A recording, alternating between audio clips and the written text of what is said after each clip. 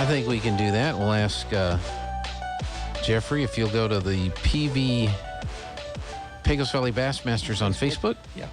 And pull up the Facebook page. There's lots of pictures from this past weekend's tournament of fishing. All the results and the pictures from the 2 one-day tournaments. Yeah. So, and I think that computer in there will log in as me into the social medias, unless Jeffrey's got it configured to log in as him. Well, either way, if you can get into Facebook, you can find us, and we can show that on the we'll do that on the screen here. While he's getting ready to pull that up, any surprises to you in the seating and selection committee's choices for baseball and softball brackets? No, I don't guess so. I think the only thing is that I think if the Bulldogs could have won that third game, maybe they would have had one more seat up, but probably not. So no change, no surprises. Doesn't surprise me that we're playing Goddard. You know, it's to me, it's. Of course, they say the claim is that it is all, computer generated seating, and that's exactly how it came out. So if that's the case, it's just how it is. It's just ironic to me. It seems like we always have one of our district opponents as the first round of the playoffs, but I mean, it is what it is in terms of that seating process. So yeah, I guess it's just how it works out. Well, that's the way it's going to be, and we're going to do radio and TV coverage of all the games this weekend. We'll have baseball has their single game at 5, and then the doubleheader starts at 11 on Saturday. And the softball game is Saturday at 10. And on that one, you had thought maybe we would even have a district opponent as the number 16 seed, but that didn't happen that way. Well, yes, I thought I would not be surprised if that had happened because I didn't know where they put Goddard because Goddard had fallen so did rapidly. Goddard make it in? I did not look at the polls. And they're playing Lovington. Oh, so they did do it, but they just got them against Lovington. Yeah, and so that was in my thinking was that Goddard's going to get in, but they're either going to play us or Lovington in the first round, depending on where they put Lovington and how that all works out. And sure enough, that's what they did in the softball championship. So the first round has Lovington at Goddard at Lovington, and that'll be on the 7th, which is Saturday at 1:00. And then we play Kirtland Central, which is the 16 seed at 10 o'clock. Wonder why they're doing it at 1 o'clock, I guess, for travel. Well, no, Goddard at Lovington, 1 o'clock, huh? Yeah. I don't know. Maybe they're going to come down here and watch our game. I don't know. And then Portales got in. So all of our... Oh, Portales got in, too. Portales got in as at 11. So they get in and get to go to Albuquerque to play St. Pius X. And you're talking about softball? Correct. So all 4 of our district... got in. Good. That's right. Yeah, we had the 1, the 4, the 11, and the 13. That all got in. And on the boys, only 2 got in, or did Portales get in? Portales did not get in. What did I do with it? 2A, 3A. I didn't look down the whole brackets. I saw them and just looked to see where we were at, really. Yeah. We got in as a 7. Goddard got in as a 10, and we did not have anybody else from our district. I didn't expect Lovington to get in. No, Portales I knew Lovington would not, but I didn't know about Portales. Yeah. So, and the JP started out the broadcast explaining to everybody they don't sit in a room and cook up what it should Scenarios, be. It's all based on the criteria points. And so Artesia will host Goddard with the first game at 5 p.m. and then the second game at 11 on Saturday, and the if game would be immediately following that. So, right. And I got confirmation from the folks at the NMAA. We have obtained the video streaming rights for the baseball and the softball games this weekend. So they won't allow it at all in the playoffs, right? No. Or is it even possible to try to buy them? If they're not covering them.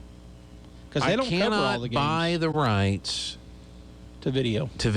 At the state tournament. I'm not aware that I can. I had never asked you that, I don't think. Yeah. Because they definitely don't I don't think they put them all on. They don't. They kind of just handpick or just do Saturday. I know they do the championship games. Right, the championship games. And so there's some sites that they don't. So, well, Jeffrey, do you have the Facebook page up? Can you bring up the the Pecos Valley Bassmasters Facebook page on the screen there for us? It was good tournaments. We had 2 one-day tournaments out there, and what do you want to so see that's first? that's day 2. If we can go back to day 1, we'll start with that Saturday. So scroll down, I guess. 4:30. There we go. There it is, right there. So okay, thank you, Jeffrey. All right, so you can see there we had 10 teams. You can full screen that if you want.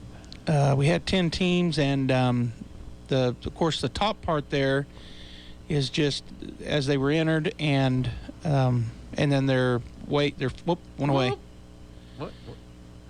Their fish and the numbers. Perfect. So Perfect. so a pretty good amount of fish caught on Brantley. The lake has been dropping drastically because their state's letting water out, but I believe they're probably on beds. I think I only talked to a couple of different anglers. I didn't fish, obviously you don't see my name there, but I talked to a few different anglers, and I believe the fish were probably on beds, but they couldn't see them, or at least the ones I talked to said the water was real stained, and in a lot of places you couldn't get very close to the bank just because it was shallow for a long ways out. So in any case, they were definitely catching them, or at least, again, some of them that I talked to, catching them up on the shoreline. I think they were probably bedded. Plus, you'll see some pictures here in a minute that indicate that they were definitely bedding by the blood on their tails. But day 1, Jerry Houghtaling and Kelly Whitehead won that with 17.4 pounds. You see that, and that's my dad and one of our new anglers this year, Kelly. Then 2 more of our new guys that joined this year, Bobby and Bobby Jr. Castaneda out of Carlsbad, 1 second. Chris True and Jeff Heath, new guys that joined this year. They won 3rd. And then Mike Hill and Catherine Martinez, been members. And then my son Andrew and Jericho Testerman. I don't know why I cut that off there on his last name. But anyway, he is a new member this year. And then Jody Jackson, Rusty Crook. I skipped over Lex and Mark. They won 6th, come in 6th place, Lex Klein and Mark Williver. Of course, they've been members. And then Jody Jackson is a former member. He hadn't been part of the club in a few years. He wanted to join this year, and he did. And he brought a new guy with him, Rusty Crook. They finished 7th. David and Lisa Rutherford 8th. Jeff Yahtzee and Lee Johnson 9th. And then David Watkins and Jed Singletary 10th. So a good tournament. You can see we had 1, 2, 3, 4, 5 limits caught. It was a team tournament. That's why their names are together like that. Then we had actually 6 limits caught. 1, 2, 3, 4, 5, 6 limits caught, and then Andrew and Jericho caught 4. And then the other teams didn't, it looks like they didn't really find them. I didn't talk to any of those folks, but they didn't find them as well. But good tournament, and 17.5 pounds at Brantley is pretty good. And Andrew got the big bass. And then Andrew, my son, Andrew Houghtaling, won big bass. That was also his personal best. We can go ahead and look at some pictures, okay. Jeff, if you want to scroll on it. I think he just needs to hit the arrow. Arrow key, yeah. Yep, there you go. That one right there. So that's Jerry and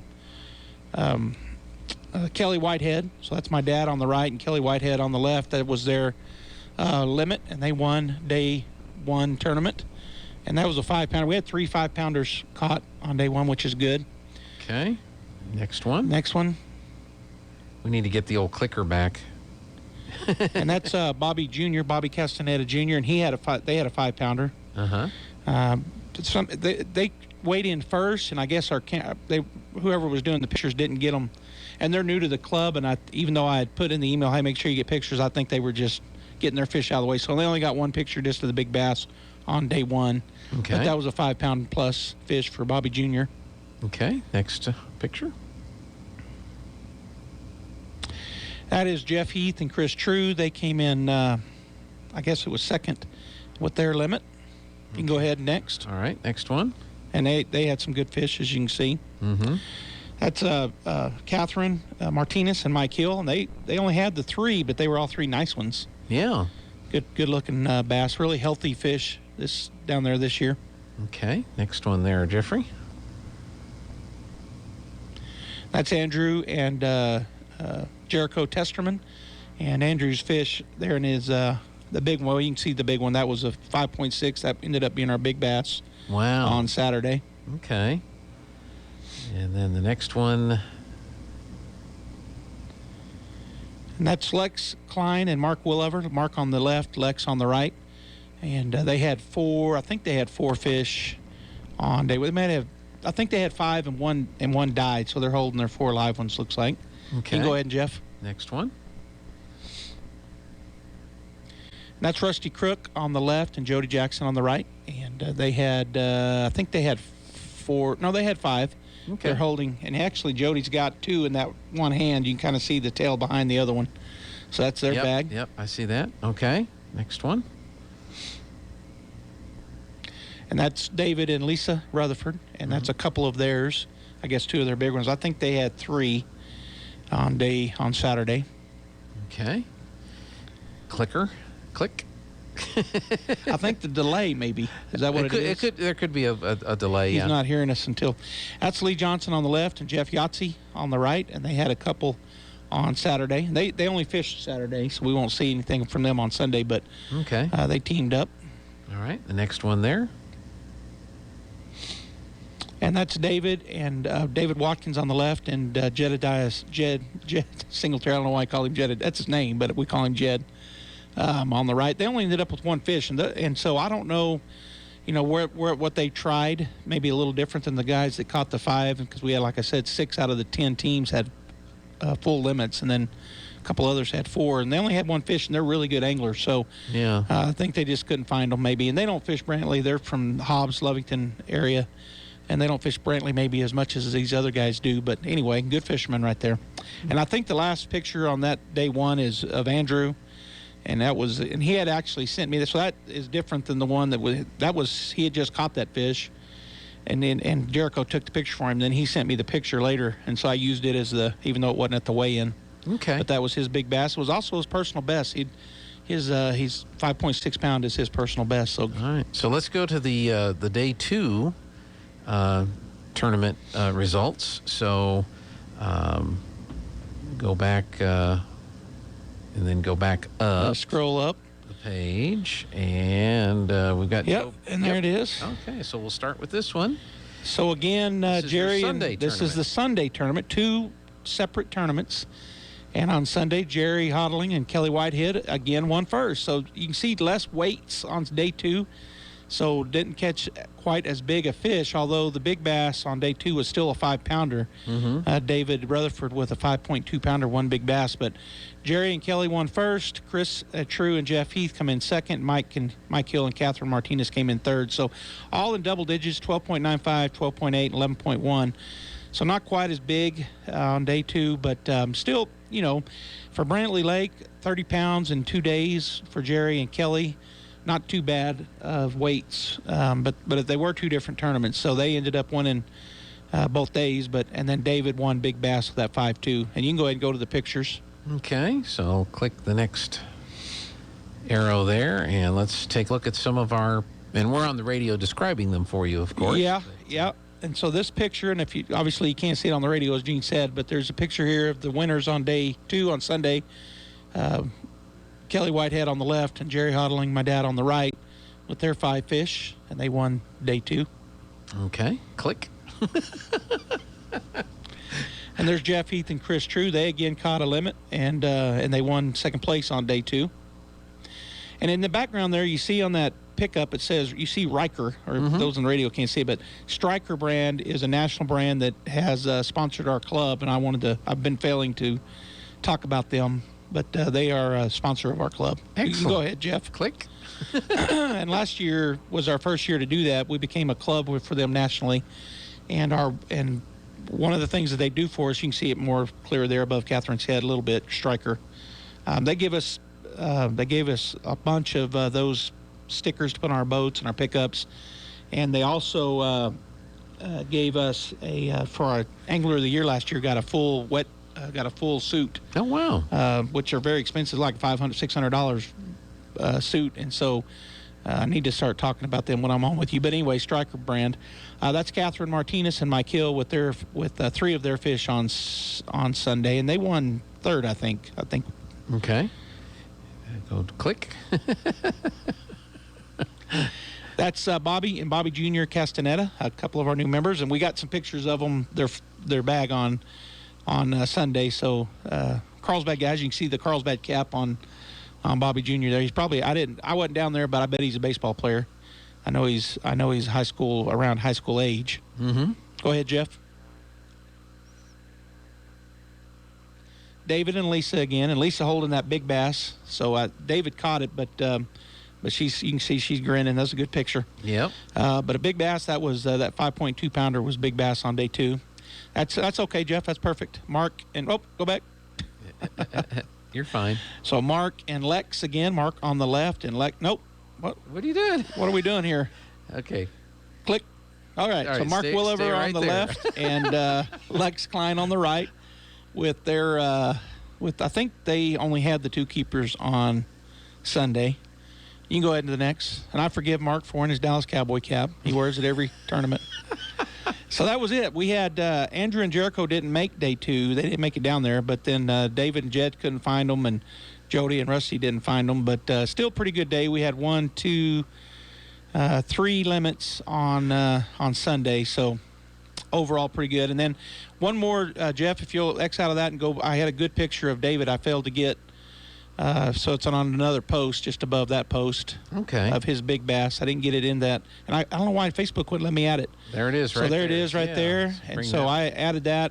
And, Lisa was holding it in that one picture, but David, that was out on the water, and just like the one of Andrew. But nice bass, big bass on day 2, 5.2 pounds. Wow. Okay. So were they glad to get back to Brantley Lake? Is that... Well, I think so. I mean, number one, it didn't cost very much. We just right here. So everybody didn't have to travel very far. So that's always a big expense with fuel prices. And then everybody stayed at their own homes, I'm sure, on Friday night and Saturday night. The farthest anybody had to travel was probably David and Jed from Lee County. But I'm sure they went home. And so, the costs are usually the big cost associated with bass fishing is your travel expenses, including meals, place to stay, and fuel.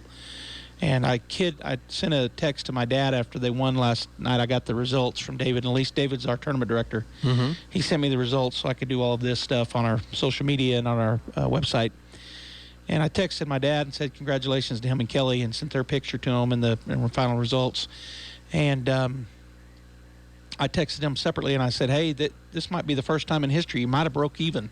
Yeah. Because he won both days and didn't have much, and still had to drive down there and still had to put gas in the vehicle, and whatever they took on the boat, if they took anything, snacks or drinks. But anyway, by winning both days and his half of the cut on both days, he might have broke even. So it's just one of those things.